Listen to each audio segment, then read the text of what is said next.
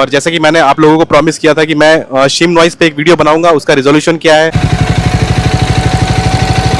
क्यों आ रहा था और इसको फिक्स करने के लिए आपने क्या किया, कि क्या इस इशू की वजह से आपको बाइक नहीं लेनी चाहिए, क्या ये इशू पे काम करने के बाद मुझे कुछ बाइक में फ़र्क फील हो रहा है, क्या मुझे पिकअप में या फिर स्मूथनेस में कुछ फ़र्क फील हो रहा है, कि मैंने